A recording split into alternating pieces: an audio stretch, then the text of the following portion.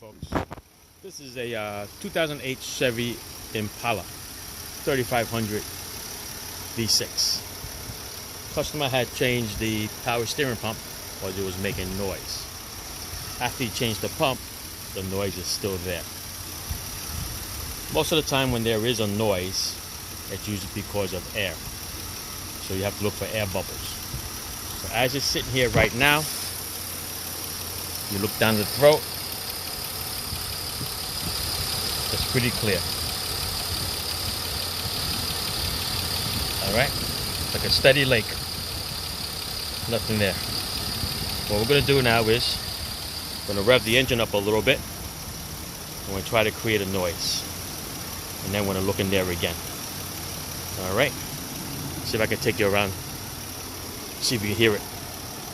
You know what? Hang on. Let me see if I can get something to mount it over here so you guys can hear it over here while I go rev the engine. Hold on. Alright, I'm going to rev it up a little bit. See if you can hear that noise.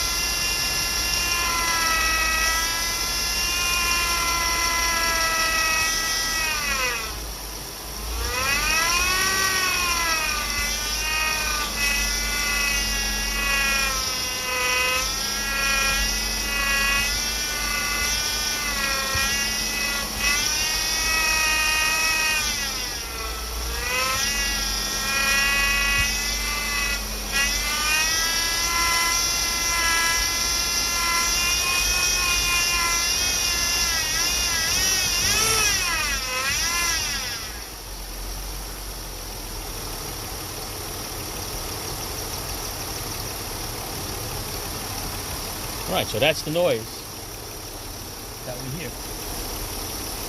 I'm going to show you in here now what we see. If you look, I'm try to do this, it's going to be hard to do. When you look in the corners, there are little bubbles. See it? Reflecting off the light? Those are air bubbles. That's what's giving you that noise. Let's look on this side.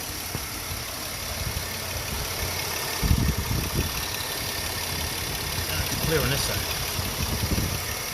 See if we can do some more.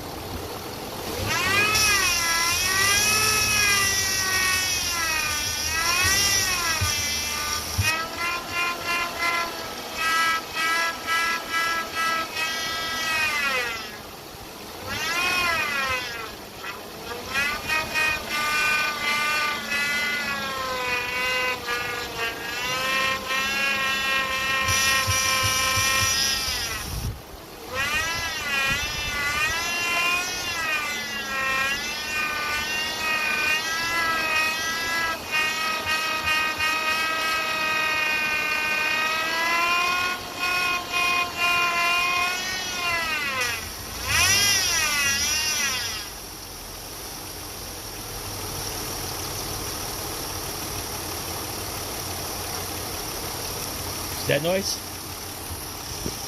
Here you go. Look at that. Those are bubbles. See? Alright, that's your noise. Now we're going to find out the source of the air that gets sucked in. Usually it's on the suction side of the pump.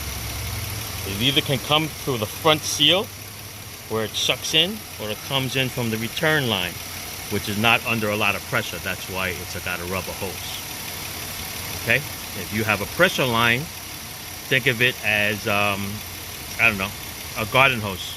Right? You're turning on the garden hose and it's under pressure. It's just going to shoot out through the nozzle. It's not going to suck it in the air because it's got pressure. It's just going to push. Whereas the other side, the return side, is a lot softer. And let's say you have a little crack in this hose over here. It'll suck in a little air through here and get in. If you have an old hose, that could do it.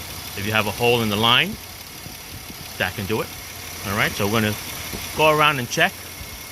This is a older hose, and it does have the original clamp on there, which I would recommend putting a worm clamp in there. It'll be tighter. But all right, we're gonna check around, and I'll let you know if there's an update. Okay, ciao. All right, so I'm poking around, following the lines. This is a pressure line. This is the return line. All right, they come out. I sprayed this out with the AutoZone brake cleaner already. It was just soaking wet. When it come down, there's the power steering pressure here. Okay, this is the one. Goes here, makes a turn, goes back there, and it's gonna disappear by the firewall. Let's go underneath. If you go underneath over here, let me shut this fan off.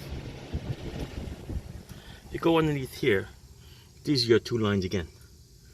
All right, they go this way, run along the front K-frame, make a U-turn, and come back. I thought it was going to a cooler, but it's not. All right, it's full of dirt, but it's not leaking. All right, this is dirt, but it's not leaking. So, if you look over here, this has dirt, but you don't see a physical leak. All right, what I mean by a physical leak is an actual, wetness like that. Okay, it's just dirt. Once you get a little bit of wetness, then it's gonna stick on. Okay, now watch. These are the two. Goes underneath. Let's show you what's underneath. If you go underneath, whole car's all wet. But look in here. See, that's wet. That's the power steering line there. See it? Up on top. It's hard to see here, but see that? There's a clamp right there. A little rust on it. That's wet. It comes down over here. These are the two. I see a little rust stain there on that line, but I don't see anything. Then it goes up towards the rack, and the rack looks pretty dry up there. So I'm going to concentrate right around here and spray some brake cleaner on there, clean this area up, and see if we can find a little leak. That could be why it's sucking in air. All right, but yeah, the whole the whole undercarriage here is all full of oil. All right, let's take it back out. All right, I'm gonna clean it up. All right, so after a nice douse of brake cleaner, 3 cans, all over the lines, we're looking for a leak. And we found it underneath. Exactly where sometimes it always is. It's usually where there's a clamp holding it, because it holds a lot of rust. See if I can show it to you here. See right there, that plastic clamp right there. There you go, show from down here. See it? There's a leak. So leak is right inside where it's clamped. It probably rusted through, and that explains this mess that's all over here. All right, so there's a little slight leak in there. That's where the air is coming into, and that's where you're getting the little bubbles from. All right, and they're tied together with the other line, so there's going to have to be 2 lines from the rack all the way around. And if you look at the other line, that goes all the way up. That's pretty rotted too.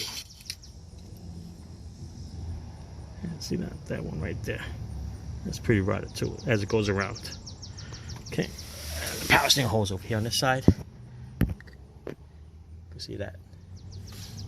It's a little rotted too. All right, you see a little wetness there too. See it? Right there? Yeah, that's starting to come around. So that's your other leak. So, yeah. Looks like everything's starting to rot away here, guys. Sucking in air. All right, there you go. So we solved this one. Now we'll see if it's worth changing. All right, it's got 263,000 miles on it, give or take. Alrighty, that's it. End of story. Ciao.